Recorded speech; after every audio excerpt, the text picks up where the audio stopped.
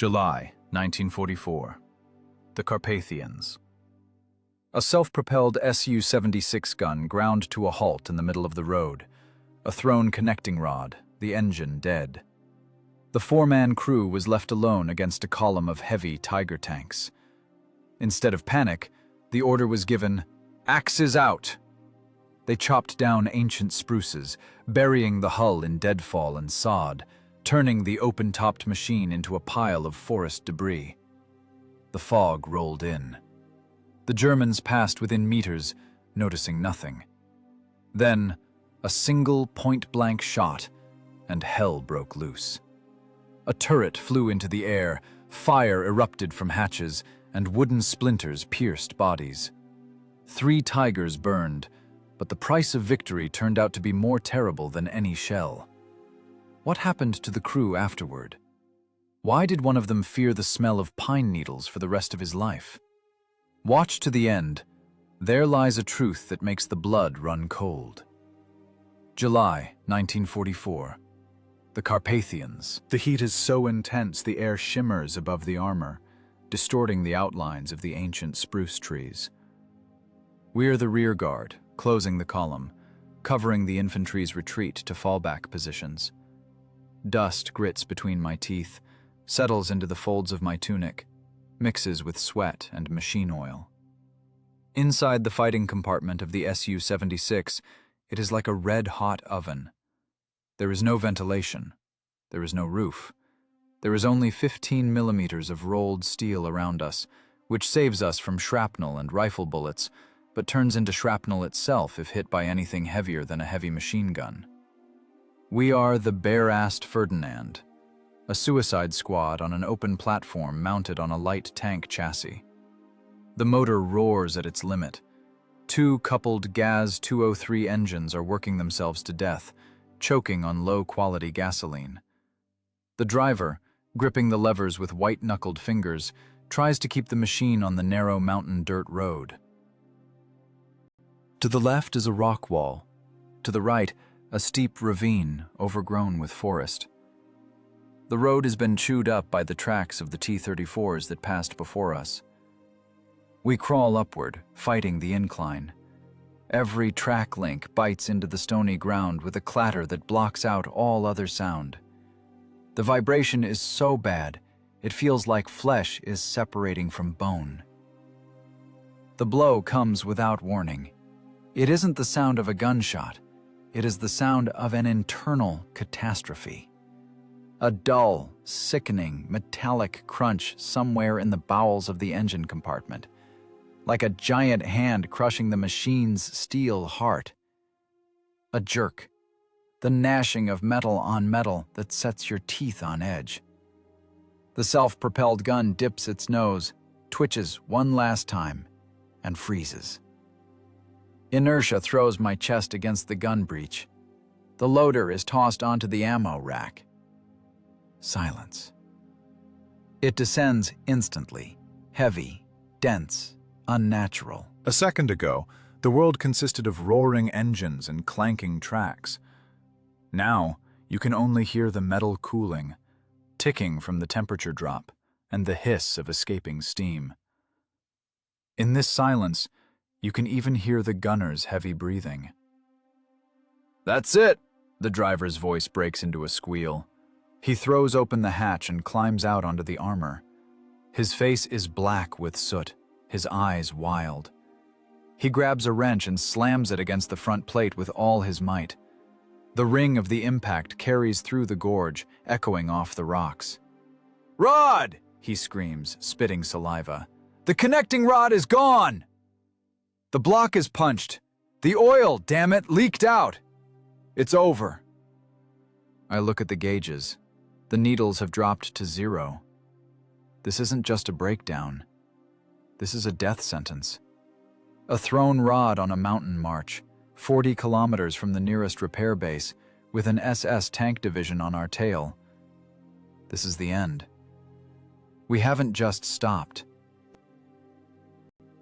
We have turned into a stationary target, a steel coffin they forgot to nail shut. I jump down to the ground. My legs are buzzing from the vibration, a phantom sensation still echoing in my knees. I walk to the engine compartment. Thick, acrid smoke pours from under the cover. It smells of burnt oil, overheated iron, and disaster. The smell of war. Not gunpowder, not blood, but specifically this smell of dead machinery. I open the transmission hatch. Even a cursory glance is enough. There is a hole the size of a fist in the crankcase. Oil spreads in a black puddle over the roadstones, soaking into the dry dust. The engine is dead. Resuscitation is impossible. I look back. The road is empty. The dust from the departed infantry has already settled. Our guys are gone. There are no tractors. We are alone. I look forward, back the way we came. There, around the bend hidden by the spruce forest, a new sound is growing. A low, guttural drone. Heavy, rhythmic. This isn't the strained whine of our gasoline engines. This is the heavy, confident purr of Maybach diesels. Germans. The driver slides down the armor to the ground, covering his face with his hands. He is shaking. Hysteria is a luxury we cannot afford. As you were, my voice sounds dry, alien, as if I'm speaking through cotton. Stand up. I am Lieutenant Volkov. Before the war, I was a carpenter. I know how to work with wood. I know that a tree is alive while it grows and becomes material when it is cut down. Right now, I am not looking at my machine as a combat unit. I am looking at it as a pile of metal weighing 11 tons, blocking the only road in this sector. We have no chance to run. There is nowhere to run. The Rangers will catch us in the forest in half an hour. Abandoning the machine means gifting the enemy a passage. The Tigers and Panthers will pass here, flank our retreating group, and stage a massacre. This narrow gut of a road is the only artery. And now a clot has formed in it. Us. I walk up to the driver and jerk him up by the collar of his overalls. He looks at me without seeing. In his eyes, I see the reflection of the tribunal, captivity, death, everything at once. Listen to my command, I say quietly but distinctly, putting the weight of lead into every word. We don't need the engine. We aren't going anywhere. The crew freezes. The loader, a young kid fresh from training yesterday, looks at me with hope, expecting me to conjure a miracle, expecting a wizard to fly in on a plane or the engine to heal itself. But miracles don't exist. There is only physics. There is the mass of the projectile, the flight velocity, the thickness of the armor. And there is time. We aren't a tank, I continue, scanning the forest. We are now a pillbox, a long-term firing point. The drone of German engines gets louder. The ground beneath our feet begins to tremble slightly. Heavy machines are coming. Tanks weighing 56 tons. Against our 15 millimeters of armor and 76 millimeters of cannon. They are still far off, 3 or 4 kilometers, but sound is deceptive in the mountains. We have time. 40 minutes, maybe an hour. While the advance guard navigates the switchbacks, while the sappers check the bridge in the valley. I look at the forest around us. To some, it's a landscape. To me, it's a warehouse of building materials. Spruces, deadfall, massive upturned roots. Chaos. Nature does not tolerate straight lines. A straight line is death. It is a telltale sign. German Zeiss optics see everything. They will spot the angular silhouette of the casemate from 2 kilometers away and shoot us like targets in a gallery. If we remain a self-propelled gun. But if we become part of the forest... Axes to battle, I command. Get the saw, shovels. Comrade Lieutenant, the gunner wheezes.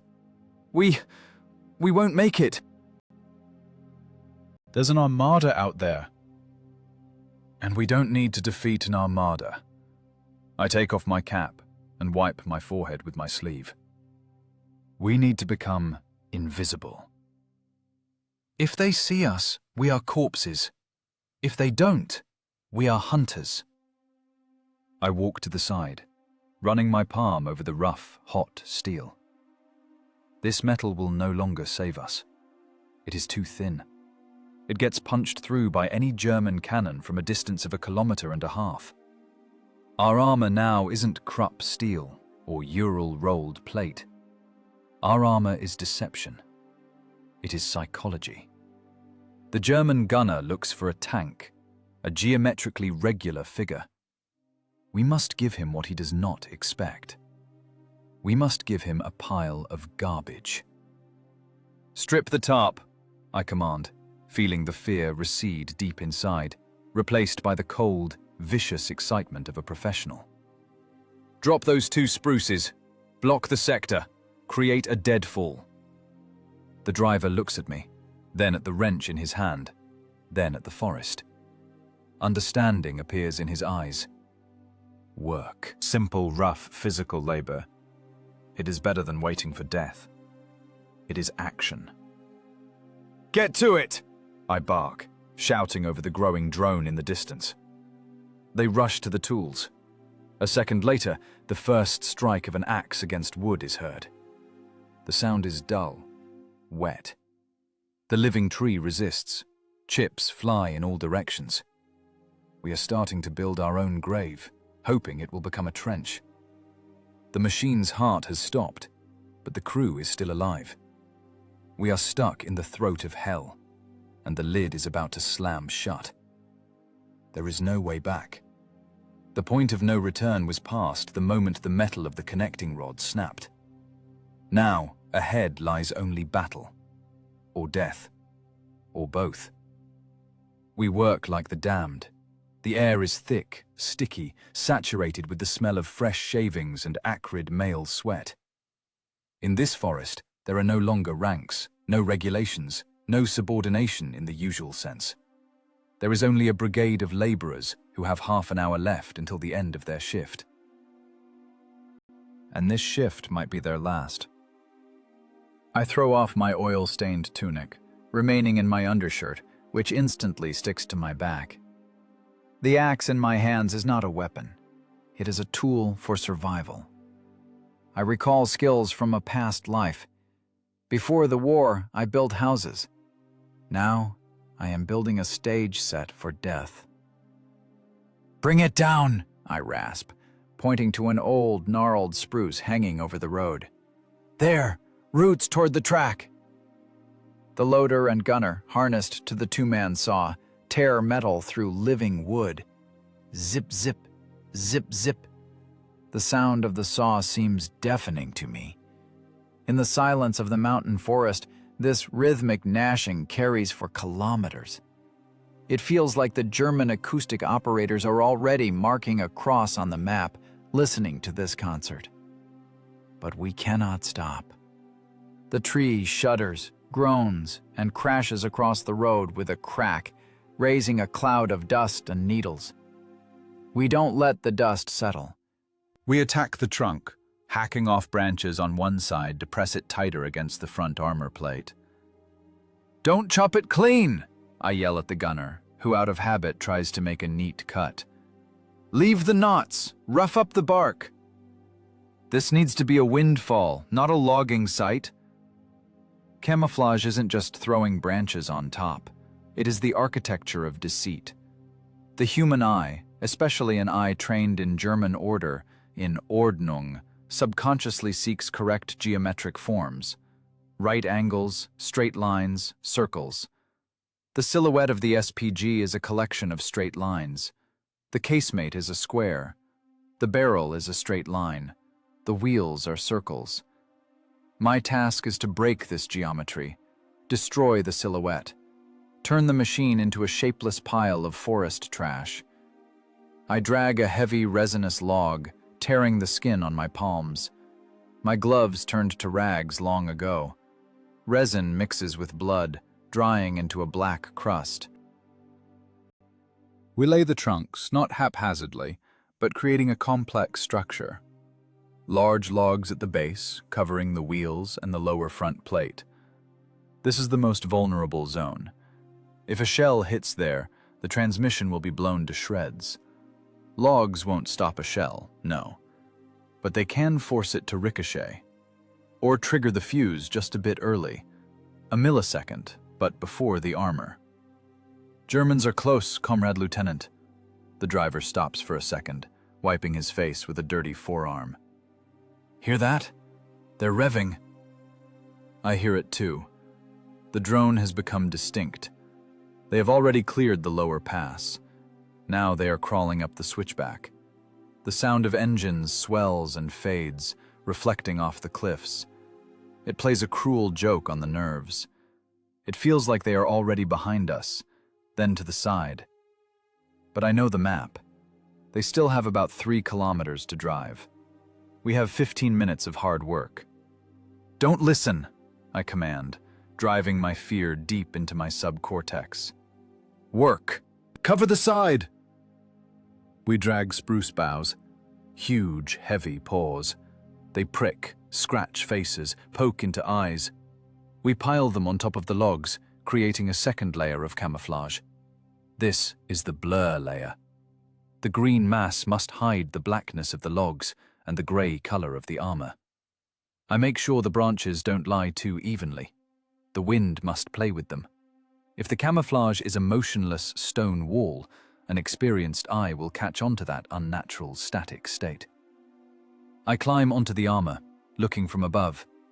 The casemate is still sticking out. This accursed open top, which we cursed in winter when we were freezing to death, and cursed in the rain when we bailed water out with helmets, is now playing into our hands. We aren't a tank with a turret. We are lower. We are squatter. Up here, I shout to the loader. Bring sod, dirt. We tear moss from stones, rip out chunks of sod with grass roots. We throw them onto the engine deck, the edges of the casemate. Dirt falls down our collars, gets into the open breach. But that doesn't matter right now. Only one thing matters. From 50 meters, this must not look like machinery. The driver works with frenzy. He understands that whether he lives through this evening depends on the quality of his work. He chops bushes on the roadside, sticking branches directly into the cracks between the logs, imitating undergrowth. It is brilliant in its simplicity. We aren't hiding the tank behind a bush. We are making the tank part of the bush. I jump down, run 20 meters forward to where the Germans will appear. I turn around. My heart is pounding in my throat, hammering in my temples. I look. In the middle of the road lies a huge pile of deadfall, the result of a recent landslide or a hurricane. A heap of logs, branches, earth, and stones. If you look closely, if you know what to look for, you can notice an unnatural blackness deep in this pile. That is the muzzle brake of our ZIS-3 gun. The barrel! I shout, returning to the machine. Wrap the barrel! Give me burlap! We tear up old rags, wrap the long tube of the barrel, tie bunches of dry grass and thin branches to it. Now it isn't a perfect cylinder. It's just another dry piece of timber sticking out of the debris. My hands are shaking.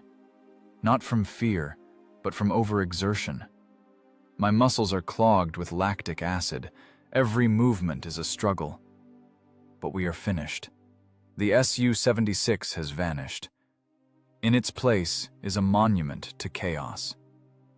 Inside, I command in a whisper. Talking loudly is no longer allowed. We dive inside the fighting compartment, squeezing through the narrow crawlway left at the rear. It is dark inside. Light only breaks through cracks in our hut. It smells now not only of oil, but of fresh pine needles, damp earth, and resin. A strange, coffin-like coziness. The gunner presses against the panoramic sight. Can't see a damn thing, Comrade Lieutenant. It's dark. Get used to it. I answer, taking my commander's seat. Remember the landmarks? Rock on the left, crooked pine on the right. Is the firing sector clear? Need to remove one branch. It's blocking. He reaches out to break the obstructing branch. As you were. I grab his arm. Movement will give us away. Let it hang. You'll shoot through it. The shell will fly through. It won't notice. We sit in the gloom. 4 people in an iron box buried under a forest. Muscles begin to cool, and the trembling comes. The adrenaline that drove us for the last 40 minutes begins to let go, giving way to a cold, sticky anticipation.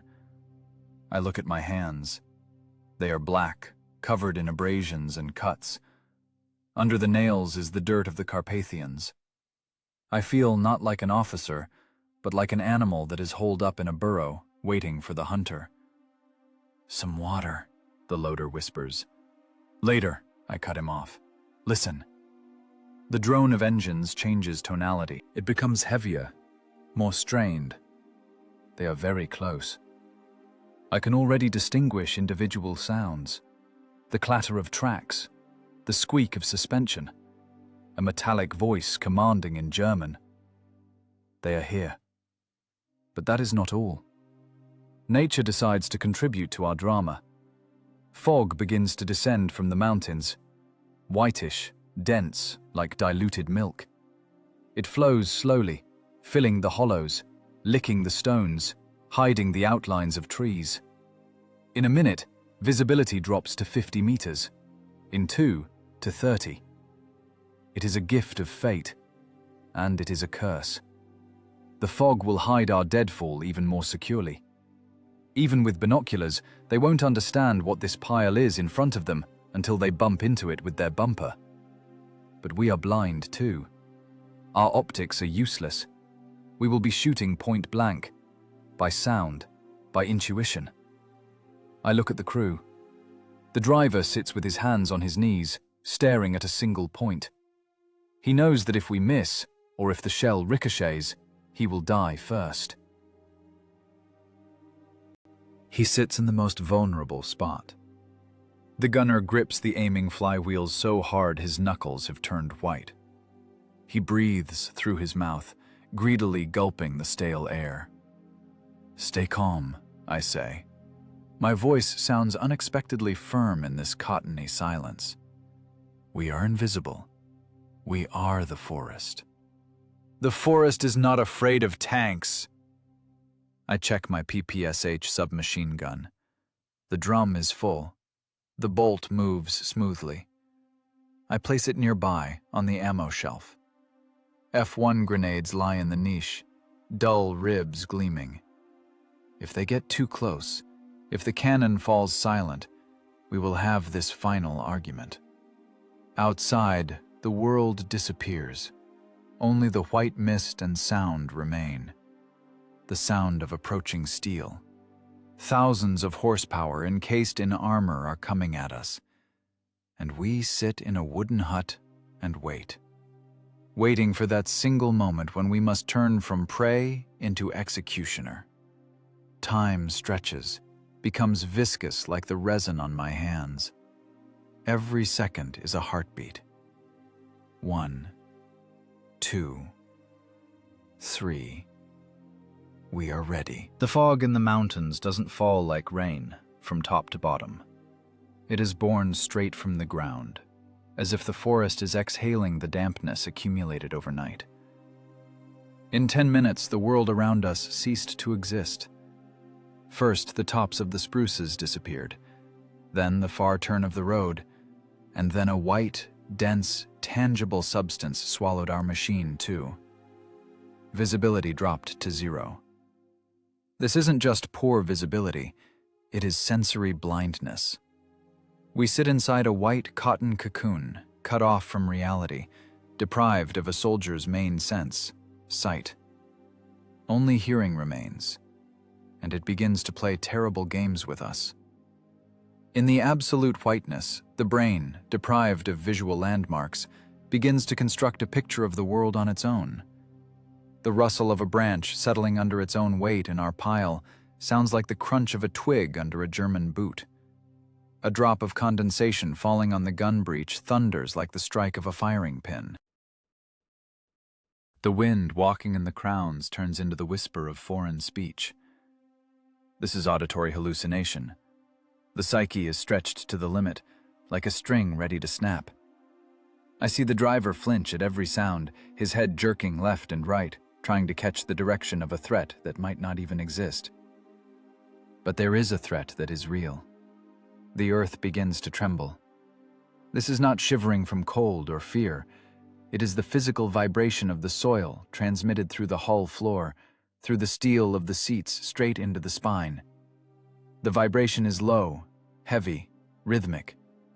In a mug of water someone forgot to secure, the surface ripples. That is how the earth trembles when something very heavy walks on it. 56 tons. A tiger. They are coming. We don't see them, but physics doesn't lie. The seismic wave travels faster than the sound of engines. The heavy tanks are moving in first gear, sparing the transmission on the climb. We feel their weight with our whole bodies. It is a sensation of our own insignificance. Our Su-76 weighs 11 tons. We are a tin can against a hydraulic press. If they decide to ram, they simply won't notice us. They'll crush us along with our lumber and won't even scratch the paint on their front armor. The gunner, Sergeant Semyonov, is glued to the panoramic eyepiece. His back is wet with sweat, despite the morning dampness. I see his shoulders shaking.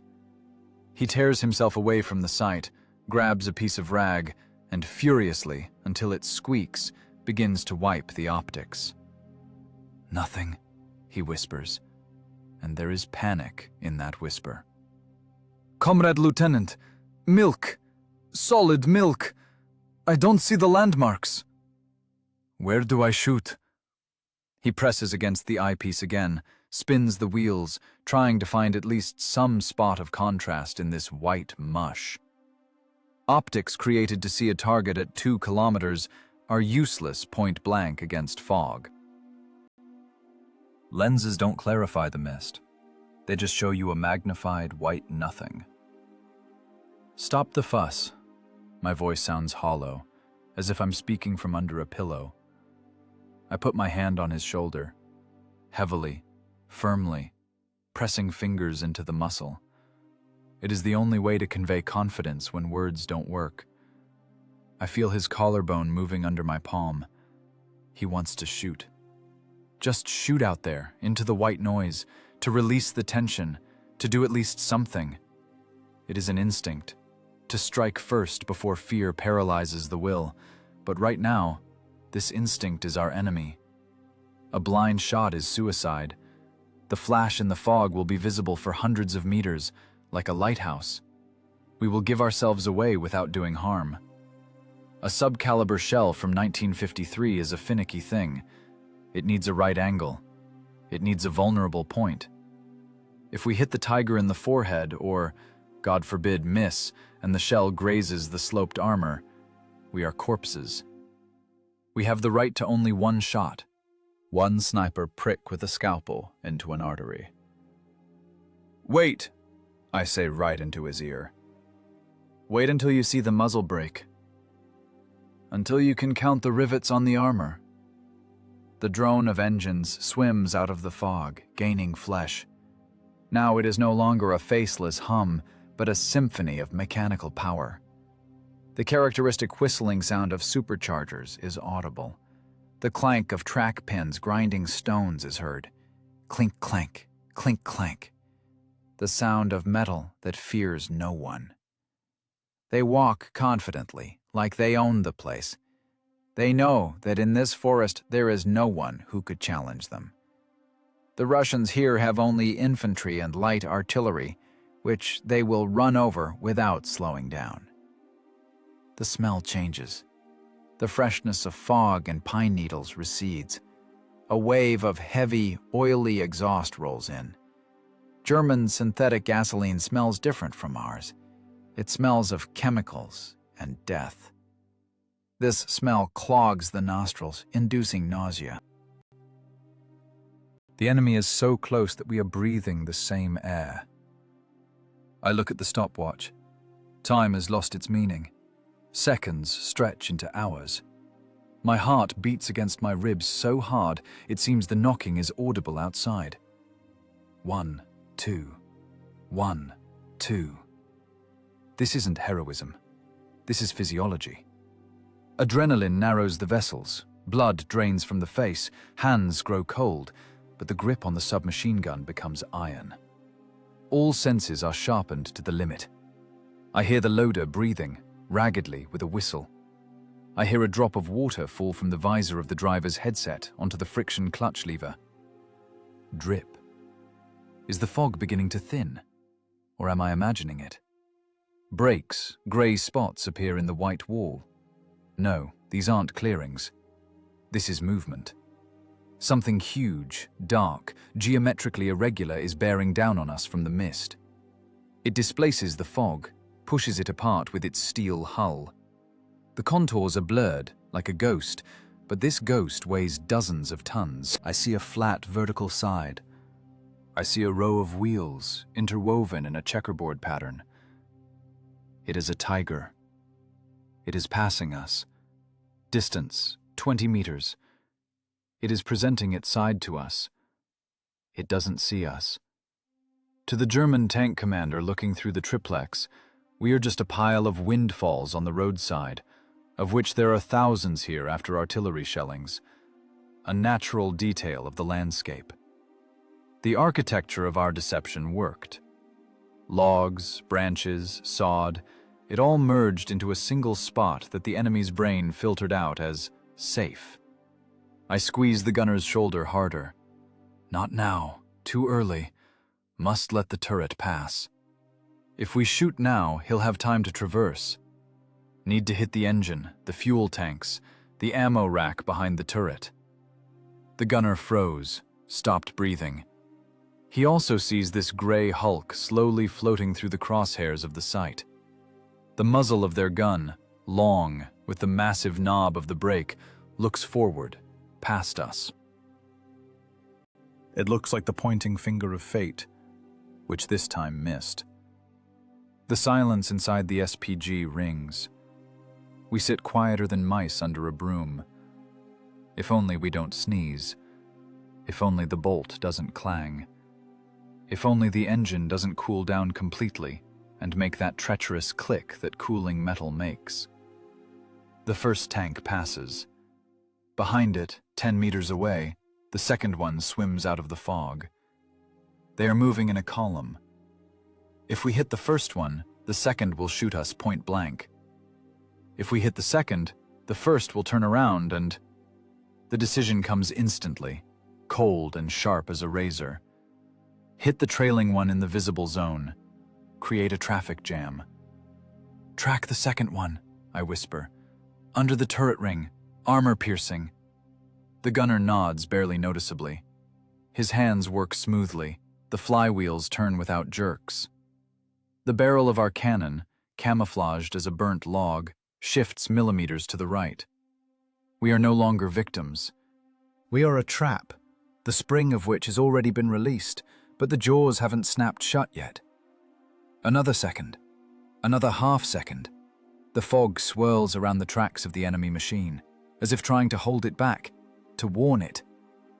But steel is deaf. Ready, the gunner exhales. This moment before the command, fire, is the most terrible and the most beautiful. It is the moment of absolute power over the situation. In an instant, the world will explode with chaos, pain, and fire. But right now, in this fraction of a second, in this white silence, we are the gods of war. Fire! The word fire drowns in a monstrous roar. In the confined space of the casemate, the shot of the 76mm ZIS-3 cannon is felt not with the ears, but with the whole body. It is a blow of an air wave hitting the chest, knocking the air out of the lungs. The breech recoils, clanging its steel jaws, and ejects a smoking casing. It falls onto the ribbed floor with a heavy, hot ring that I feel through the soles of my boots. Inside the fighting compartment, it instantly becomes impossible to breathe. Acrid powder smoke, mixed with dust raised from the floor by the vibration, clogs the nasopharynx. But all this is secondary. The main thing is happening outside, 20 meters from our barrel.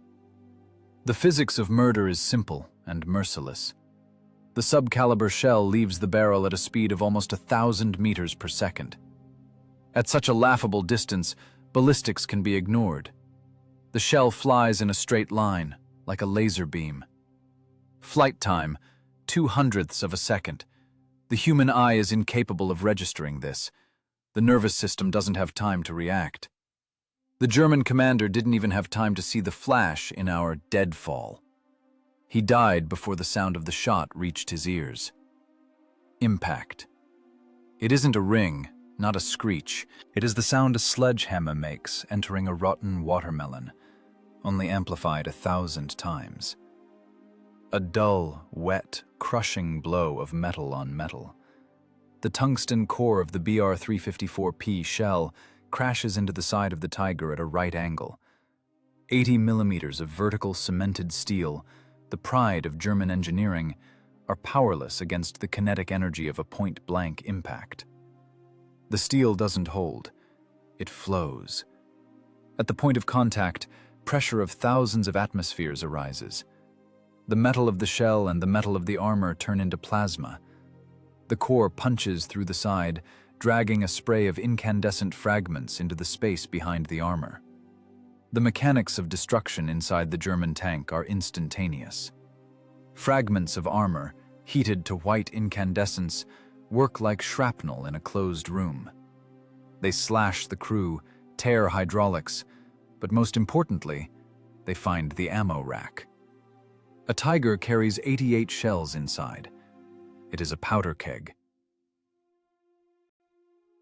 A hot fragment pierces the casing of one of them.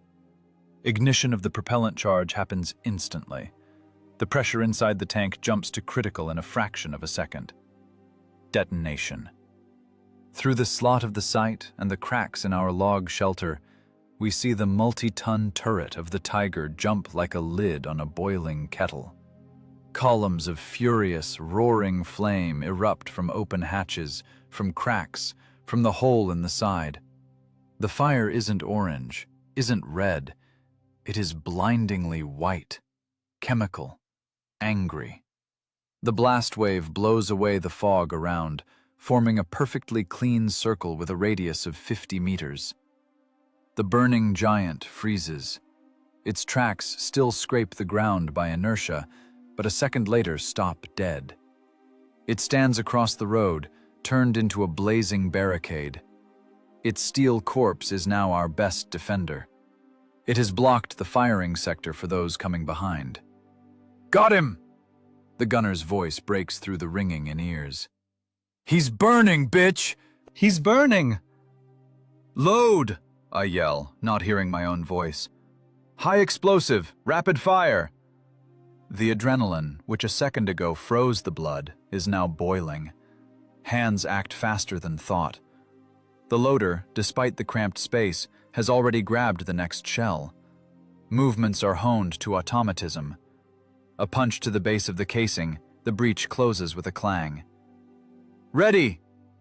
We don't give them time to recover. The element of surprise is our only trump card, and it lasts only a few seconds. While the Germans in the rear vehicles try to understand what happened, while they think it's a mine or aviation at work, we must sow chaos. The second tank, following behind, begins to brake. Its mechanic sees a wall of fire and smoke in front of him. He jerks the levers in panic. The machine begins to turn on the narrow road. He presents his side to us, but now at an acute angle. A ricochet is almost guaranteed. "Track him," I command. "Knock off his shoe." The gunner spins the wheels. The barrel lowers slightly. We see their panic. We feel their fear. They are trapped. A cliff to the right, a drop to the left, a burning carcass of a comrade in front. And somewhere in the fog, invisible death. They don't know where the shots are coming from. In the mountains, echoes bounce like a ball, reflecting off rocks. For them, the sound of the shot came from everywhere and nowhere. Second shot. Again a blow to the ears, again powder fumes. The shell goes low, skimming over the ground. Explosion at the front idler. The tracks tear like paper ribbon. The heavy track chain slides off the wheels with a snake-like hiss, winding up like an accordion under the belly. The tank dips its nose, veers to the side, and crashes into the rock wall with a metallic screech. Immobilized. Now it's a shooting gallery. "Third one!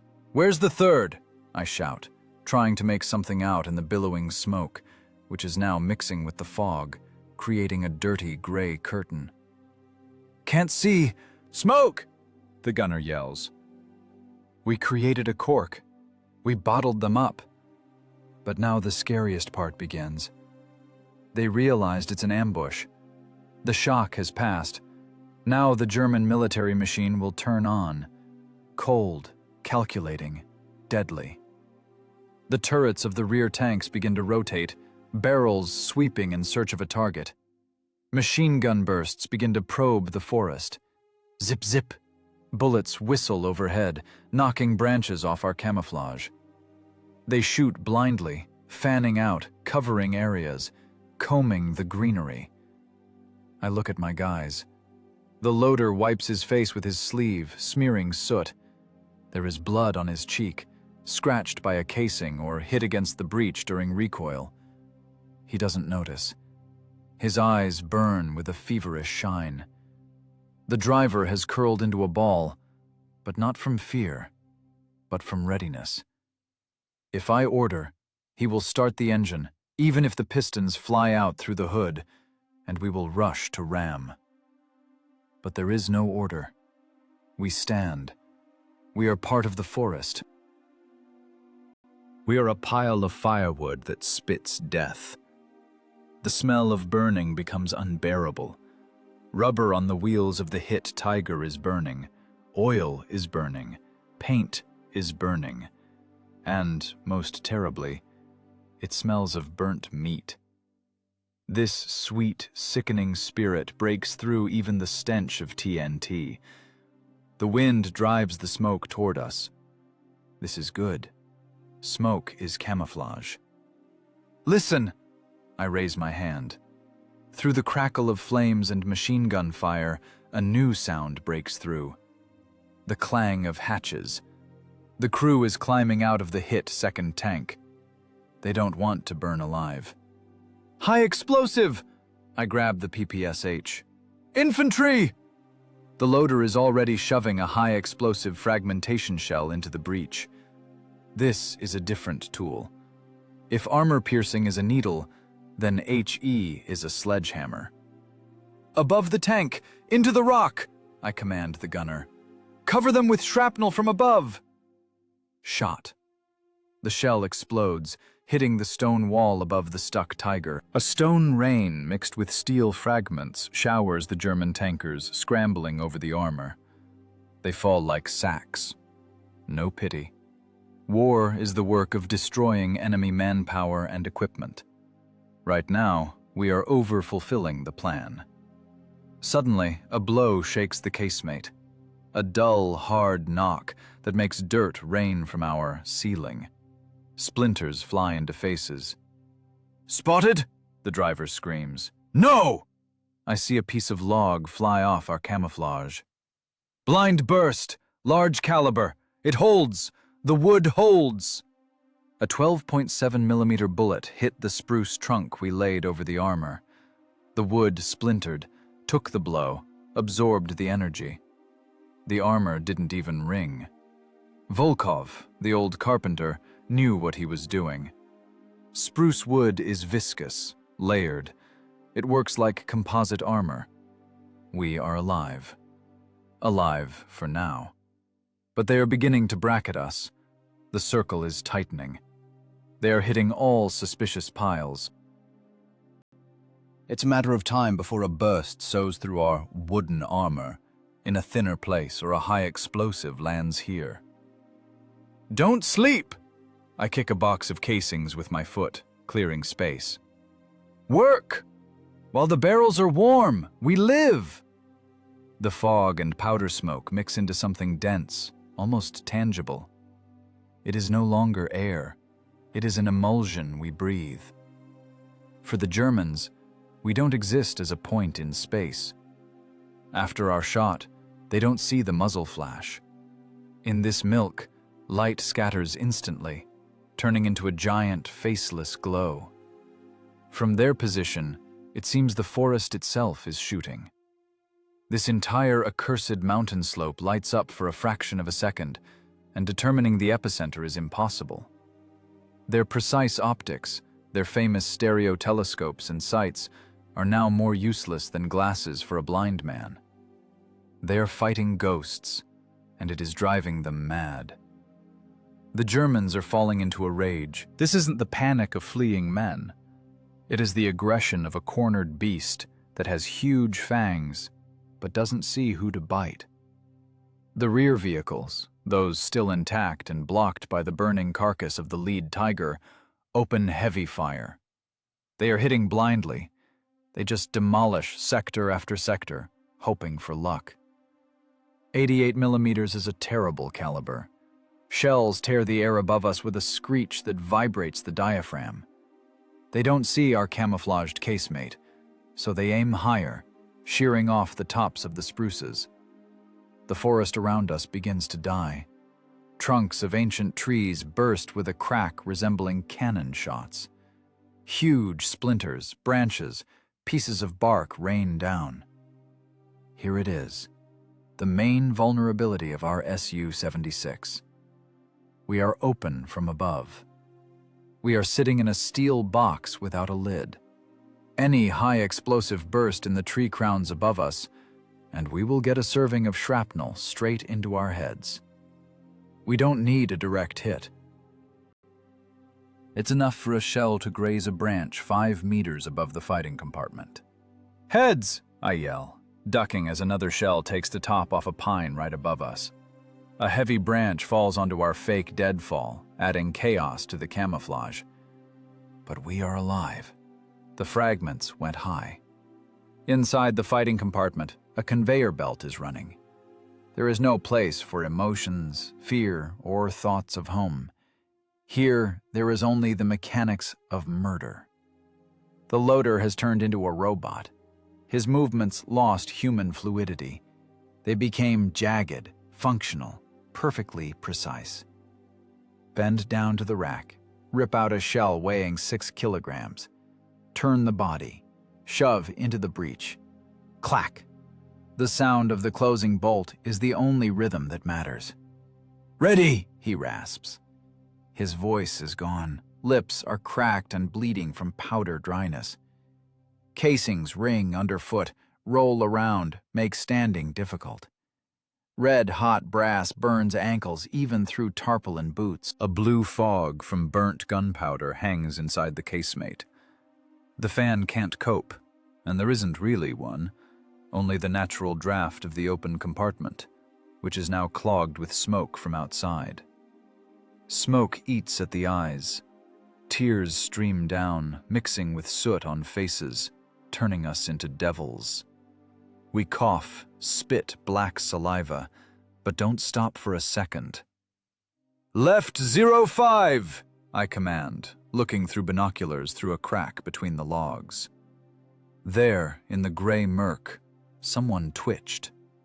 One of the rear tanks is trying to bypass the burning comrade, pushing him off the road. He exposes his side. Fool. Fear made him make a mistake. He thinks if he moves, we'll miss. But he forgot that at this distance, it is impossible to miss. Got him, the gunner responds. His hands on the wheels move with surgical precision. He doesn't jerk the barrel. He leads the target smoothly, as my old instructor taught. Imagine you have a glass of water on the muzzle brake, and you must not spill a drop. The Zis-3 is an obedient weapon. In skilled hands, it is a scalpel. We don't just shoot at a silhouette. We aim for vulnerable zones. Under the turret ring! Hit under the skirt! I correct. Third shot. Again a blow to the eardrums. Again the SPG jumps on its suspension, pressing tracks into the ground. Again the ring of a falling casing. We don't see the moment of impact, but we hear it. The sound of a solid shot hitting armor differs from the sound of a shot. It is a sharp, dry clang, turning into a grind, and then silence for a fraction of a second, and an explosion. A new, fiery flower blooms in the fog. We hit. Didn't detonate like the first one, but stopped. Smoke pouring from it is black, greasy. Means we punched the transmission or engine. The crew will bail out. High explosive! I shout. High explosive, up! The loader is already holding the shell. His hands shake, but only in moments of downtime. As soon as he grabs the steel, the trembling disappears. Work kills fear. Muscle memory is more reliable than reason. Our conveyor accelerates. We enter a rhythm called combat trance. You don't think about how many enemies are left. You don't think that the casemate armor is only 15 millimeters. You see a task. Load, aim, fire. Repeat. Cycle after cycle. Outside, hell is happening. The Germans, realizing they're losing vehicles, unleash machine guns of all calibers. Tracers draw insane lines in the fog, ricochet off stones, buzz like angry wasps. A twin MG-42 gnaws into our deadfall. I hear the bullets smack, entering the damp wood of the logs covering us. Splinters fly into our faces, prickly, sharp. It is a strange feeling, sitting behind a wall of wood when they are shooting at you with steel.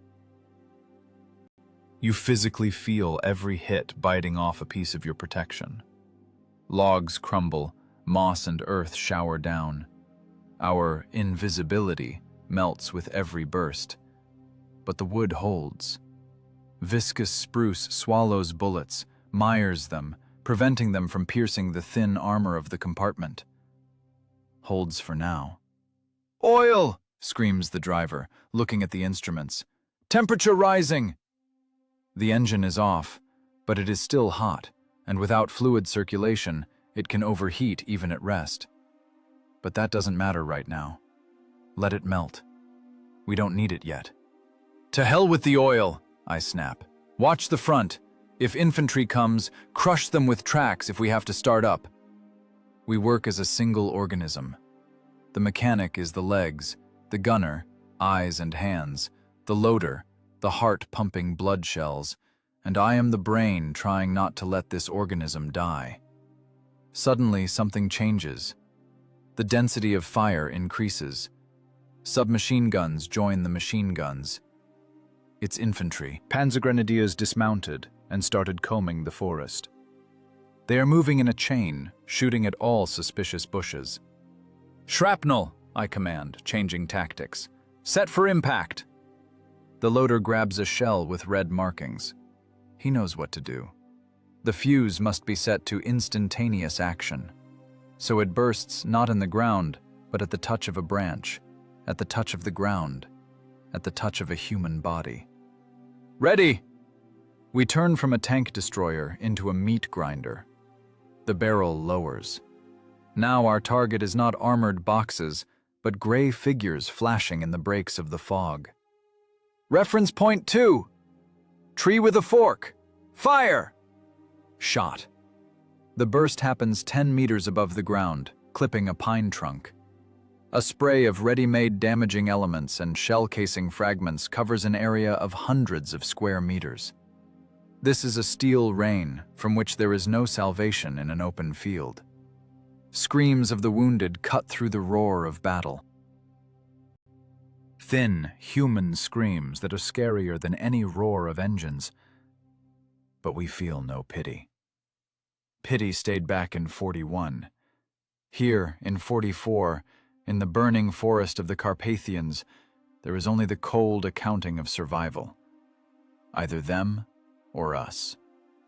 We wipe sweat from our eyes, wipe hands on trousers, leaving oily streaks on the fabric, and continue to feed the insatiable maw of the cannon.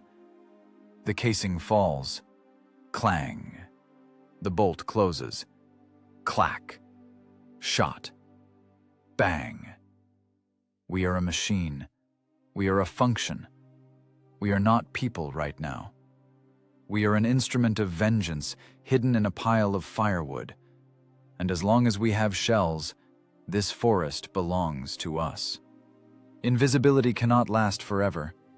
This is the law of war. Any shot is unmasking. Powder smoke, no matter how quickly the wind carries it, leaves a trail. The flash, even in such dense milk of fog, creates a light spot. Germans aren't idiots. They are professionals who learn from their mistakes instantly. Those who survived the first minutes of slaughter began to understand. Death comes from that big, shapeless pile of windfalls on the roadside. Chaos gives way to concentration. Now they aren't firing at areas, they are firing precisely at us. First, the machine gun enters the action. The famous MG-42, bone cutter, Hitler's saw. Rate of fire, 1,200 rounds per minute. This isn't a tapping. It is a continuous sound of tearing fabric that ruptures eardrums. The burst is long, vicious, endless. It gnaws into our fake deadfall. I see bullets hitting logs in front of my face. It is a mesmerizing and terrible sight. Heavy rifle bullets of caliber 7.92 mm do not ricochet off wood like off stone or steel. They enter it, tearing fibers. Bark flies into dust. The wood, damp, viscous Carpathian spruce, takes the blow. The bullet goes 10, 15, 20 centimeters deep into the trunk and gets stuck, giving all its kinetic energy to the tree. If not for this windfall we piled up, tearing our hands to blood, we would be gone. The armor of the Su-76 casemate is 15 millimeters. From a distance of 100 meters, an armor-piercing Mauser bullet punches right through it. We would be sitting inside a colander, lit by the sun through holes. But right now, my wooden armor is working. Volkov the carpenter is beating Krupp the steelmaker. Logs crack, groan, vibrate, but hold. Every trunk is an extra half meter of protection. It is a layer cake. Bark, sapwood, heartwood, bark again, air, steel. But wood is not an eternal material. Under heavy fire, it destructs. The MG burst works like a lumberjack's axe. Chips fly in all directions, large, sharp as daggers. Our camouflage melts before our eyes. The top log, cut in the middle, slides down with a crash, revealing a piece of gray armor. "They see!" the driver screams. "They see the armor!" Now they know for sure. A solid shot flies immediately into this exposed square of metal. Clang! A terrible blow shakes the hull. We are saved by the angle of slope and the fact that the shell evidently grazed the remains of the log, losing stabilization. It goes into a ricochet, striking a spray of sparks, flies into the sky like a screeching top. But inside the machine, this blow feels like a slap in the face to the entire crew. Dust rains from the ceiling that isn't there. I have the taste of copper shavings and old dust in my mouth. "Don't stop!" I kick a casing. "Fire!" And then a high explosive arrives. It explodes not on the armor, but right in the body of our deadfall, a meter from the right side. The blast wave breaks logs like matchsticks. But the worst part isn't the shell fragments. The worst part is the secondary shrapnel. The wood, our savior, turns into our killer. A crack resounds, and a cloud of wooden shrapnel flies into the compartment. Pieces of spruce, sharp, hard, flying at the speed of a bullet. The loader cries out. This sound drowns in the roar, but I hear it. He drops the shell. The heavy slug falls on his foot, but he doesn't even notice. He grabs his shoulder. I turn around. The sight isn't for the faint of heart, though we've seen everything. Sticking out of his shoulder, right through the padded jacket, is a piece of splintered wood the length of a palm. A thick, crooked splinter pierced fabric, skin, muscle, and got stuck in the deltoid muscle like a harpoon. Blood instantly soaks the dirty fabric of the jacket. A black stain spreads before my eyes. "Hit!" he wheezes, slumping onto the ammo rack. His face turns white, lips blue. Pain shock. This isn't a noble wound from a bullet or steel fragment. This is a dirty, jagged wound from a piece of firewood. It has splinters, dirt, resin. Body mechanics are disrupted. The right arm doesn't work. A second of confusion. If the conveyor stops, we are corpses. We have no time for bandaging. We have no time for pity. I rush to him, grab him by the collar, shake him so his head wobbles. "Alive!" I scream in his face, spraying saliva. He looks at me with cloudy eyes. There is fear and pain in them. He tries to fumble for an individual dressing packet, but his left hand shakes and doesn't obey. "Leave it!" I hit his hand. "No time to wrap. Blood isn't gushing, means the artery is intact. Get up." It is cruel. In civilian life, you get court-martialed for this. But here, in the burning forest, it is the only way to save his life. If he goes soft now, if he retreats into his pain, we will all burn together in a minute. He needs anger. He needs a task. "Shell!" I poke a finger at the unitary round that fell on the floor. Hand me the shell, you son of a bitch, or I'll shoot you myself. He looks at me. A spark of hatred appears in his eyes. That's good. Hatred invigorates better than adrenaline. He bares his teeth, growls like a wounded animal, and with his left, healthy hand, helping himself with his body, lifts the shell from the floor. Here! He literally throws it into the tray. Blood runs down his sleeve, drips on the breech, hisses on the hot metal. The smell of burnt blood mixes with the smell of gunpowder. Like that, we work. I return to the commander's panorama. He works with one hand, presses the shell to his chest, pushes it with his knee, rams it home with his fist. It is slower. The rate of fire drops, but we are shooting. Every movement causes him hellish pain. I see it by how his face twitches, how he bites his lips to meat. But he doesn't stop. He has become part of the mechanism that creaks, sparks, but continues to turn. Outside, our wooden fort is falling apart. Another shell takes out the left part of the deadfall. Now we are half naked. The track is exposed. The idler shines in the sun, which is beginning to break through the thinning fog. "Finishing us off!" shouts the gunner. "Firing direct lay!" We feel like we're inside a drum being beaten by hammers. Bullets drum on the armor continuously. Ricochets howl inside the casemate. One fragment, small, stray, grazes my cheekbone. I feel a hot streak, but no pain, only sticky moisture. The wooden armor did its job. It bought us time. It took the first, most terrible blow. It turned dozens of deadly hits into splinters and bruises. But its resource is exhausted. We are no longer in cover.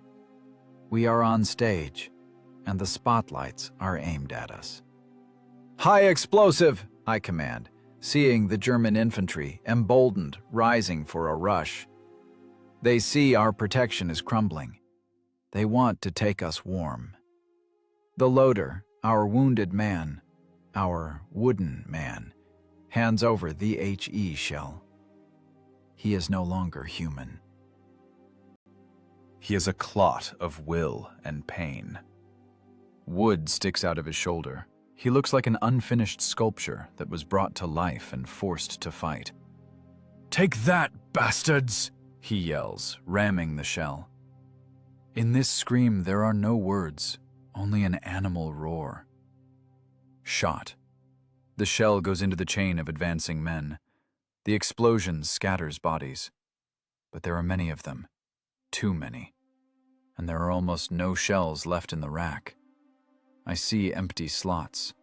The bottom of the ammo rack shines with metal. We traded wood for steel and blood for time. The exchange rate is robbery, but there isn't another one in war. Now the scariest part begins. The distance is closing. The wood has burned. The armor is pierced. Only what is inside us remains. "Grenades ready!" I command, checking the drum of my submachine gun. "Get ready to welcome guests." The fog is almost gone. Now we see their eyes, and they see ours. Illusions are over. A fight in the mud has begun. The knock of metal on metal sounds like a funeral bell. The loader fumbles in the ammo niche, his fingers scratching the empty bottom. Where rows of deadly cylinders lay 10 minutes ago, now there is only oily dirt and emptiness. Empty! He shouts. There is no panic in his voice, only dull surprise at the fact. 2 left! 1 armor-piercing, 1 shrapnel. 2 shells. That is not a combat load.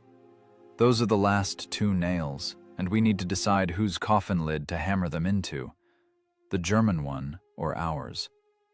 And they are already here.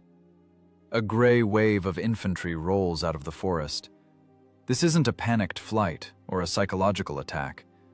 This is the work of assault groups. They move in bounds, competently using the terrain folds. They know the tank is immobile. They know we are blind. They are coming to kill us with hand grenades and flamethrowers. Distance, 100 meters. 80, 50. I see them through the observation slit. Helmets, rolled-up sleeves, glint of submachine guns. They are no longer afraid of the cannon. They understand. While we reload, they will have time to cover 20 meters. Shrapnel! I yell, tearing my voice. Fuse to 0! Buckshot! This is our last trump card for close combat. The old, good canister with lead bullets inside. If you set the fuse to instantaneous action, the shell will burst a few meters from the muzzle brake, turning the cannon into a giant 12-gauge shotgun magnified 100 times. The loader, overcoming the pain in his pierced shoulder, grabs the shell. His hands are bloody, slipping on the casing. He turns the setting ring of the fuse with a special key. Movements are rough, jerky. Ready? He literally hammers the shell into the breach. The Germans are already at the foot of our deadfall. I see the face of the NCO commanding the squad. He shouts something, pointing his hand at us. He thinks we are already dead or surrendering. Fire! The shrapnel shot differs from the others. It is sharper, drier. The shell flies out of the barrel and bursts almost instantly. A sheaf of hundreds of lead bullets bursts forward in a cone of death. The effect is monstrous. The NCO and the 3 running behind him are simply blown away. They are thrown back like rag dolls, turned into mince. The forest in front of us instantly goes bald. Branches, leaves, bark sheared off by the lead squall. The attack chokes, but only for a second. "Armor piercing!" I command, though I understand that armor piercing against infantry is like a needle against flies. But you can't fight with an empty barrel. The loader rams the last one. Click of the bolt. "Where?" yells the gunner. No targets. Tanks are standing and smoking. Infantry has hit the dirt. "Into the pine trunk!" I point to a thick tree behind which machine gunners have taken cover. "Drop it on them!" Shot. The solid slug cuts through the half-meter-thick trunk like a matchstick. With a crack, breaking branches of neighboring spruces, the tree crashes right onto the heads of the prone Germans. Screams. Dust. That's it. The breech is empty. The ZIS-3 cannon, our main argument, has turned into a useless pipe weighing a ton. We are no longer artillerymen. We are infantry trapped in a steel box. Now a different war begins. War at grenade-throwing distance. Submachine guns! I grab my PPSH from the shelf. Grenades ready. Driver, close the hatch tight. Watch through the slit. Our compartment is open from above. This is our Achilles heel.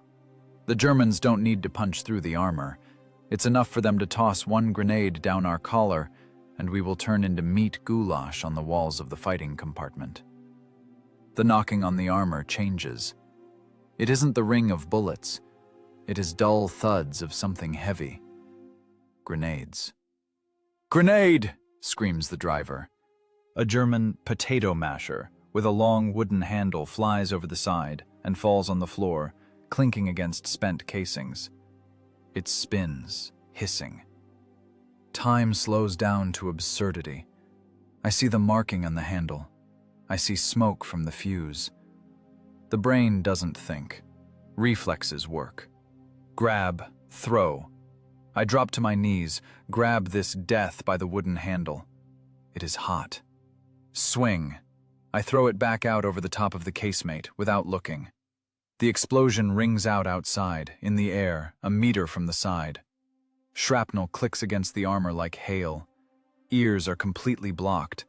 If I had delayed even a second. "Keep your heads down!" I shout, though I can't hear myself. "Fan fire over the side!"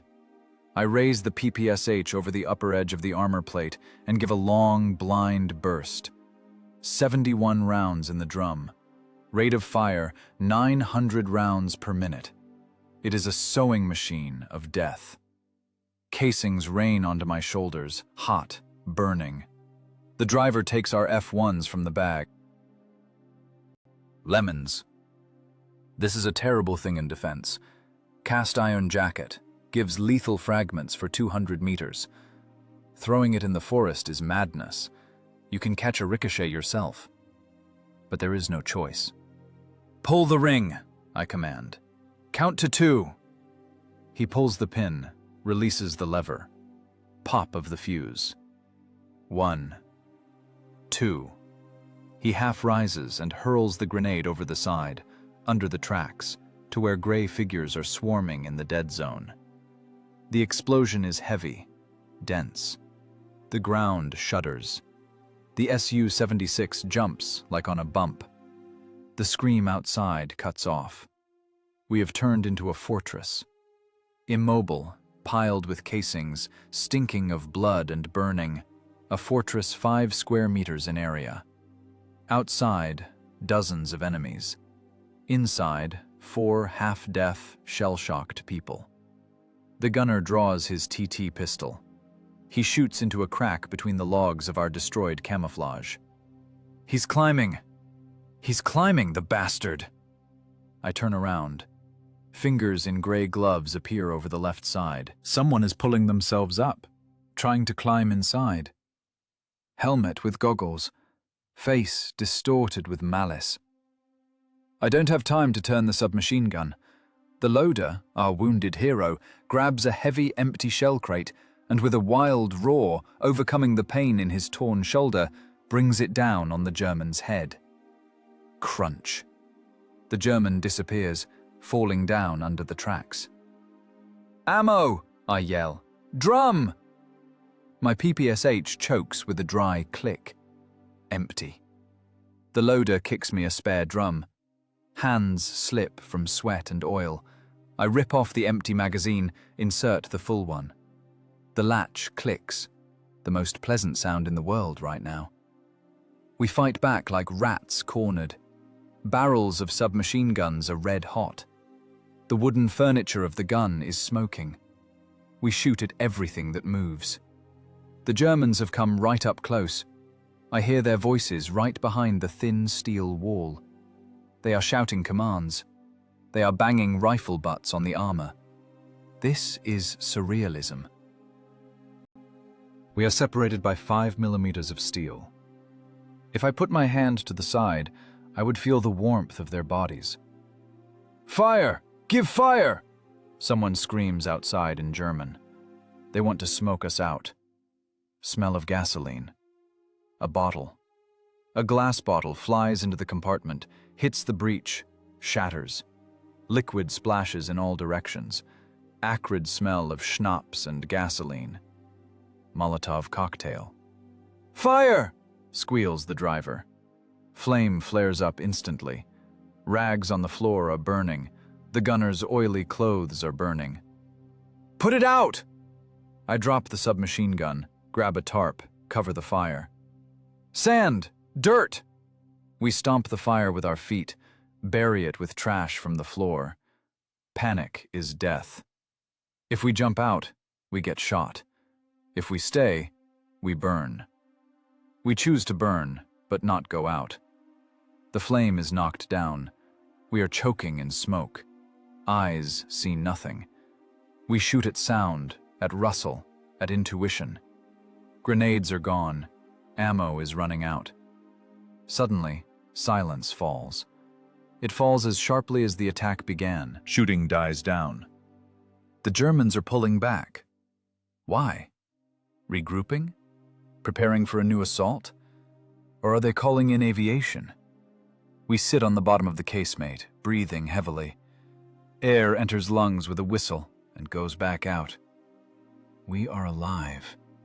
We are still alive. But we are empty. I look at my fighters. Faces black like miners. Eyes are white saucers on a black background. Hands shake with a fine tremor that cannot be stopped. This is exhaustion tremor. Muscles burned, all sugar, all energy. We are working on reserves that a living creature shouldn't have. "That's it," whispers the gunner, looking at his empty pistol. "Nothing left." I look at the entrenching shovel attached to the side. "There is something," I say quietly. "As long as hands are intact, there is something." This wasn't the end. This was a pause before the finale.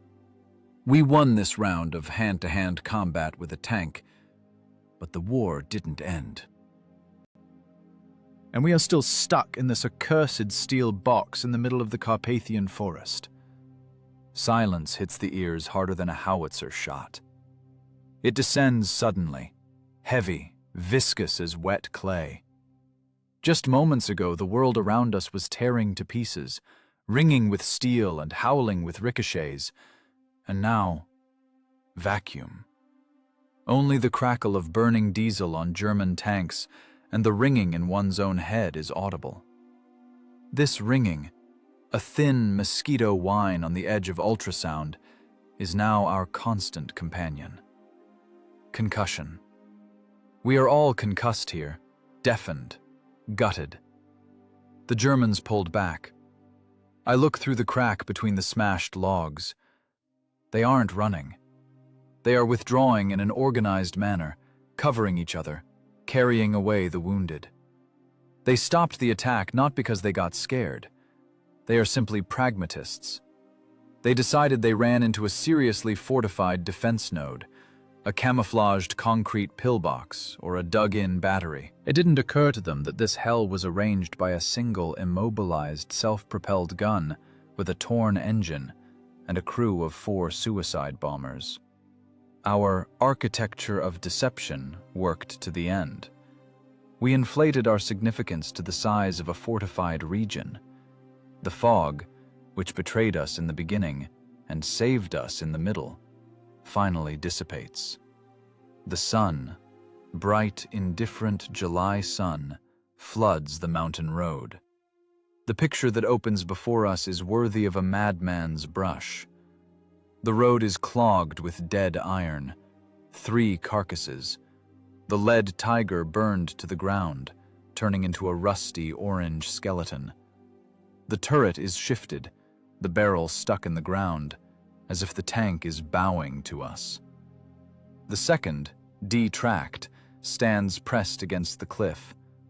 Blue smoke still trails from its hatches. Inside, what remains of the crew is burning out. We got the third one blindly. It stands furthest away, nosed into a tree. Between the tanks, gray mess, bodies of infantrymen, scattered gear.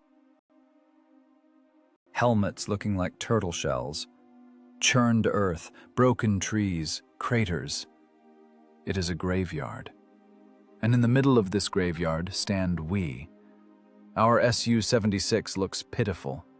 Camouflage torn off, logs smashed to splinters, tarp hanging in tatters. Armor scratched, dozens of marks from bullets and shrapnel on it. We look like a plucked bird that miraculously survived a fight with hawks. But we are standing. The casemate is intact. The gun is in place. Inside the fighting compartment, we sit right on the floor, legs drowning in spent casings. There are hundreds of them.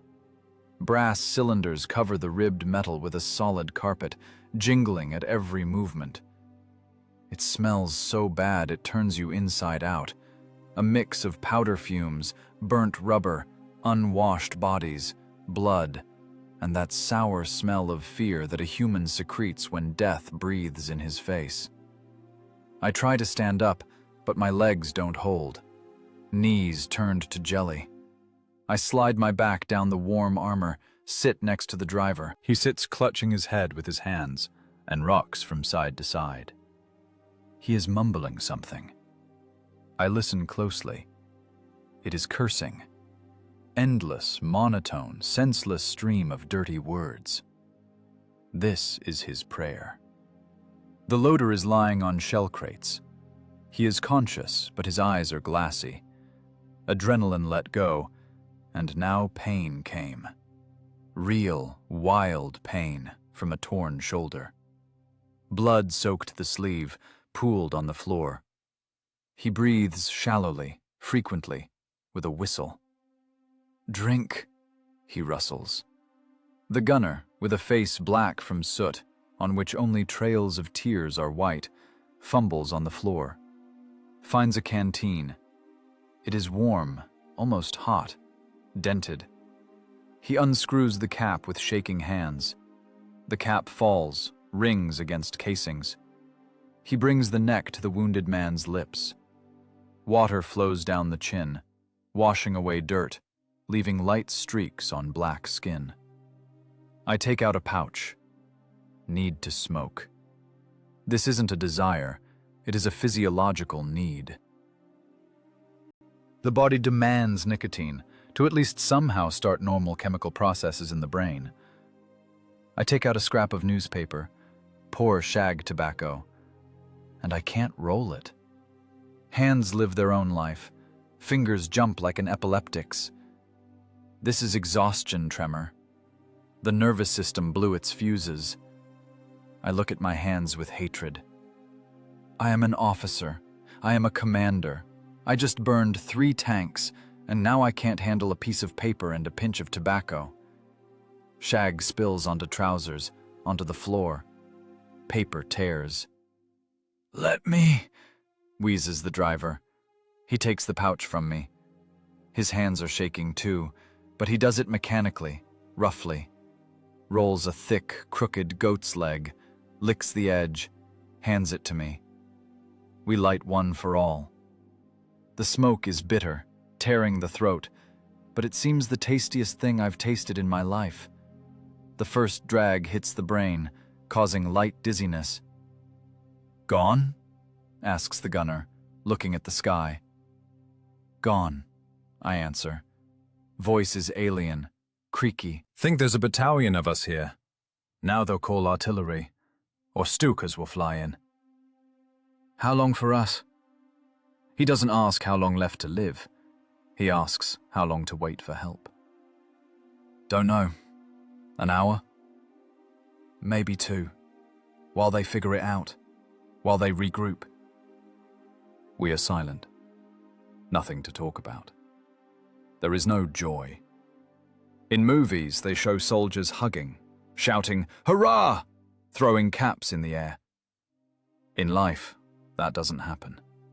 There is only devastation. You are empty, like a fired casing. Everything is burned out inside. No emotions, no fear, no happiness. There is only the dull realization of a fact. I am breathing. I look at my watch. Crystal broken, hands stopped. Time stopped the moment of the first shot. How long did the fight last? 10 minutes? 20? Eternity? In these 20 minutes, we aged 10 years. I look at my guys. These are no longer the people they were this morning. The gunner, a 20-year-old kid, got a deep crease by his mouth that wasn't there. The driver has a gray streak on his temple. Or is it dust? No, it's gray hair. We sit in our iron box piled with the trash of war and just stare at one point. Muscles begin to ache. Every cell of the body hurts. Back, arms, legs. Tension leaves, leaving behind leaden heaviness. Want to sleep. Just close eyes and switch off. But can't sleep. Need to bandage, I say, looking at the loader. Sasha, give the packet. We cut the padded jacket with a knife. The sight is nasty. The wood sits deep, wound edges torn, inflamed. We bandage over it tightly to stop the blood. He doesn't moan. He looks at us with the grateful look of a beaten dog. Alive, I tell him. We'll heal before the wedding. Before whose? He smiles weakly. Before yours. Find yourself a beauty. Tell her how you strangled tigers with bare hands. The joke is flat, not funny, but the driver makes a strange sound, like a cough. It is laughter. Hysterical, broken laughter. We start laughing. We neigh like madmen, sitting in a puddle of oil and blood. This isn't fun. It is stress release. We laugh at the absurdity of what is happening, at the fact that we are alive, contrary to all logic of war, contrary to all the power of the German military machine. We, 4 people in a tin can, stopped a steel fist. The laughter cuts off as suddenly as it began. Silence again. "Comrade Lieutenant," says the gunner quietly, "but if not for the connecting rod, we would have left." "And let them pass?" I nod. "Fate," I say. "Iron broke so people would stand." I rise, lean out of the casemate to the waist. The air outside is clean and fresh, if you don't count the smell of burning. The forest stands, maimed but alive. Birds begin to sing. They don't give a damn about our war. They have their own business. We won this fight, but the war didn't go anywhere. It just took a pause to rack the slide. And we must be ready for the next shot, even if in our hands on the entrenching shovels and anger remain. "Should clean up," grumbles the driver, kicking casings. "Impossible to walk." "We'll clean up," I say. "When our guys come, pull us out. Then we'll clean up. For now, sit quiet. We are dead. The dead don't make noise." Evening comes not with coolness, but with a change of light. Shadows from cliffs lengthen, crawl across the road, covering the black, cooling carcasses of German machines. The sun, going behind the ridge, paints the smoke blood red. This is the time when war changes its rhythm. Daytime fury fades, giving way to nightly wariness. We hear them before we see them. This sound cannot be confused with anything. If German engines purr low, gutturally with a metallic whistle, our V2 diesels roar roughly, strainedly, with a characteristic bubbling. It is the sound of power that doesn't care about acoustic comfort. It is the sound of ours. Infantry appears first. Reconnaissance. They walk carefully, hugging the rock, submachine gun barrels looking in all directions. Seeing us, they don't wave hands, don't shout greetings. They simply lower weapons. One of them, a sergeant with a bandaged head, gives a thumbs up. That is enough. Between those who were in battle, extra words aren't needed. We are alive, they came. That is all the communication. And then the ground begins to tremble again. But now, this trembling doesn't cause animal terror. From around the bend, breaking bushes and grinding tracks on stones, a monster crawls out. ISU 152. Beast Slayer. Compared to our small, open-to-all winds Susie, this machine seems like a prehistoric lizard. Huge casemate welded from thick plates of rolled armor. The barrel of the 152mm gun howitzer looks forward like a telegraph pole. Muzzle brake the size of a bucket. This thing can blow the turret off a Tiger with one hit, simply due to the mass of the shell, even without penetration. The heavy SPG approaches the first burnt German. It blocked the road tight. The Beast Slayer crew acts businesslike, without fuss. A fighter climbs out of the hatch, drags a thick steel cable, hooks it to the Tiger's tow hook. The diesel roar intensifies, throwing a cloud of black soot into the evening sky.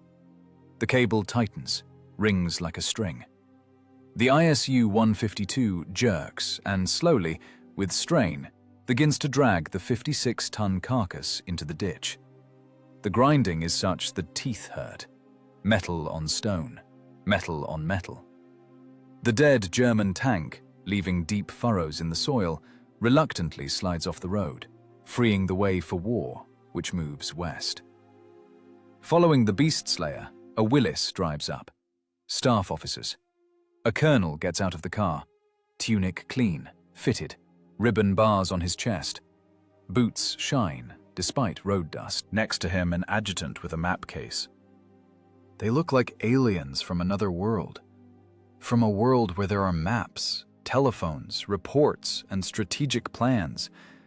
In our world, for the last 2 hours, there was only burning, sweat, and expectation of death. The colonel stops, surveying the carnage. He looks at the smoking carcasses of tigers, at the churned earth, at the corpses in gray uniforms lying in a heap by the roadside. Then his gaze rests on us. We are sitting on the armor of our machine. Me, Volkov, the driver, and the gunner. The loader has already been taken by medics, carried on a stretcher to the truck that drove up. We look like devils. Faces black from soot, eyes red, hands shaking, uniforms soaked in oil and blood. We smoke without standing up. We have no strength for regulation greetings. The colonel walks closer. He grimaces at the smell. We reek of burnt meat and fear. He walks around our machine in a circle.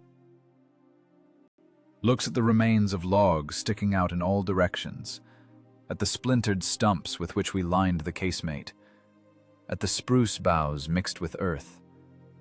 From this pile of trash sticks only the soot-covered barrel of the ZIS-3.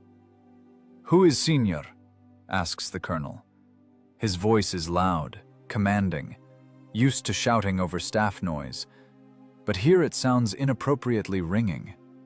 I slide off the armor. Legs are wooden. I walk up, try to straighten, adjust my tunic, though it is useless. It stands stiff with dirt. "Guards Lieutenant Volkov, Comrade Colonel, commander of the self-propelled gun," I report. Tongue moves with difficulty. Mouth is dry. The colonel looks at me, then at the 3 destroyed tanks, then again at our wreck. Disbelief is red in his eyes. He, evidently, expected to see a camouflaged anti-tank battery here, minimum 4 guns, or T-34s dug into the ground. This is all? He makes an indefinite gesture with his hand toward our machine. Where are the other crews? Where is the battery? One machine, Comrade Colonel. Fell behind due to engine failure. Accepted battle alone. The colonel takes off his cap, runs a hand over his cropped head. The adjutant behind him writes something quickly in the map case, glancing at us now and then. One machine, repeats the colonel, as if tasting the words. Against a platoon of heavy tanks and infantry. That is correct. He walks up close to the side of the SPG, touches a splintered log that is still hanging on wire, covering a hole in the armor. A dozen bullets are stuck in this log. He sees dents on the armor plate, sees scratches from fragments. He sees that this isn't a tank. It is a cart with a cannon, saved only by a miracle. "Did you open a sawmill here, Lieutenant?" he asks. This isn't a joke. It is an attempt to rationalize what he sees. The staff mind seeks logic. A tank must be steel, and this is a hut made of firewood. Camouflage by false deadfall method, I answered dryly, in the official language of a report. Used improvised means to create engineering obstacles and reinforce armor. Wood dampens the kinetic energy of bullets and small fragments. The colonel chuckles. He looks at me with a different expression now. Not as a violator of discipline who fell behind the column, but as a madman who survived. "Engineering improvisation, is it?" he mutters. "And the engine?" "Rod thrown, engine dead. We stood in place." "Stationary firing point." The dialogue stalls. He doesn't know what to say. By regulations, we should be court-martialed for equipment failure on the march. By fact, we should be hung with medals for destroying superior enemy forces and holding a strategically important road. This dilemma is visible on his face. The bureaucracy of war collides with the reality of a feat. "Report ammo expenditure," he finally finds a safe topic. "Full, Comrade Colonel. Only shovels and empty casings left." The tribunal is weeping. I allow myself grim irony. The colonel looks at me harshly, but wrinkles appear in the corners of his eyes. "Cancel the tribunal, Lieutenant. 3 Tigers cost a lot. Very lot. Consider that you paid for the engine with interest." He turns to the adjutant. "Write it down. Recommendation for the crew. Volkov for the Red Banner.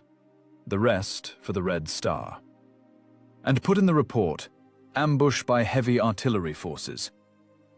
"Permission to speak," I interrupt. There was no heavy artillery. There was an Su-76 and a forest. The colonel freezes. He looks at our pile of firewood, which is still smoking from the spilled Molotov cocktail, then nods. "Write it as it is," he tells the adjutant. "By fire of a self-propelled gun from ambush. Let Army Headquarters rack their brains over how you cracked them here." A tractor drives up to us. Techs begin to bustle around our machine, hooking up cables. "Need to clear the road." For them, we are now just another unit of broken equipment that needs to be dragged to the rear, to the repair battalion. The miracle ended. Logistics began. My crew looks at this indifferently. The driver is sleeping, sitting on the ground and leaning his back against a road wheel. The gunner is smoking his third straight, staring into the void. For them, the colonel's arrival, medals, reports, it's all somewhere far away, in another universe. In their universe, ears are still ringing, and it smells of burnt meat. "Collect the casings, Lieutenant," the colonel throws, heading to his willies. "And clean yourselves up." "You look not very guards-like." "Yes, clean up," I answer wearily. He drives away. We remain. The tractor driver walks up, a cheerful guy in greasy overalls. "Well, heroes, on the tow? Where to?" "To the moon or straight to Berlin?" I look at him and can't smile. Facial muscles are frozen. "To the bathhouse," I say. We need a bath. And sleep. The tractor jerks our machine. The Su-76, creaking on its suspension, reluctantly starts moving. The dead engine is silent. Tracks rattle on stones, but now it is the sound not of battle, but of transport. We climb onto the armor. Sitting inside is no longer possible. Too many ghosts there. We drive past the Tigers we destroyed. Now, when I look at them from above, driving by, I see terrible jagged holes in their sides. I see how steel is turned inside out. We did this. 4 simple men, a carpenter, a tractor driver, a student, and a factory worker. We broke the spine of German technical might with wits, an axe, and 76 millimeters of fury. But I feel no pride. I feel only how my hands shake, and how I want to close my eyes so as not to see this road anymore, littered with iron and corpses. For the staff, this is an episode. Statistics. Victory report. For us, it was a life compressed into 20 minutes. And now we have to live with this. The sun hides behind the mountain. It gets cold. We ride to the rear, leaving the war behind our backs, but I know it will ride with us. In the smell of burning that has eaten into the skin, and in the silence that comes only when the engine dies. The tractor drags us to the rear. The steel cable is taut like a nerve, connecting a living machine with a dead one. We ride silently, listening to the tracks lifelessly rolling over stones, drawn by alien force. It is a strange, humiliating feeling for a tanker, to be cargo. But in this humiliation, there is salvation. We are riding away from the front line, from the place where the air smells of death, to where it smells of cabbage soup, shag tobacco, and maybe even clean linen. In the repair battalion, our machine is met without piety. For mechanics in greasy robes, this isn't a legendary fortress that stopped the German breakthrough. It is just another object number such and such, with a seized engine and a mangled hull. They curse, stripping the remains of our architecture from the armor. Charred logs, baked resin, spruce boughs trampled into metal, all this flies into the fire. The Su-76 becomes naked again. I watch them strip our wooden skin, and I feel like they are stripping skin from me. Under the layer of dirt and soot, scars open up. Deep furrows from ricochets, dents from fragments, pockmarks from machine gun bursts. Metal remembers everything. Every blow, every screech of steel, every moment when we were a hair's breadth from death. This armor could tell the story better than any scribe, but metal is silent. The engine is changed in a day. They put in a new one, from overhaul, smelling of fresh paint and grease. The hole in the crankcase is welded, leaving a rough seam like an appendicitis scar. The machine is washed, refueled, loaded with new ammo. It is ready again. It is again just a unit in the regiment's staffing table. A soulless mechanism, awaiting a new crew, or the return of the old one. But a trace remains, not on armor, but in paper. The colonel kept his word. A week later, a directive on tactics for combat in mountain-wooded terrain comes down to the regimental chancellery. Dry, bureaucratic language, devoid of any emotions. Point 4. When organizing ambushes on narrow road sections, it is recommended to apply the camouflage method, false deadfall. Use felled trees, windfalls, and sod to distort the silhouette of armored vehicles and create additional protective screens. No names. No Volkov, no feat. Just a survival instruction. Technology paid for with our blood and nerves became the norm. Now some lieutenant on another sector of the front, having read these lines, might save his crew by piling firewood on his machine. This is immortality in war. To become a line in a manual that will help another not to die. We didn't become heroes of newspaper columns. The war went on, grinding divisions and armies, and our episode in the Carpathians dissolved in the scale of a grand offensive. We just did our job. Dirty, hard, scary job. Fate, which kept us in that fog, turned out to be a capricious lady, with a limit on luck.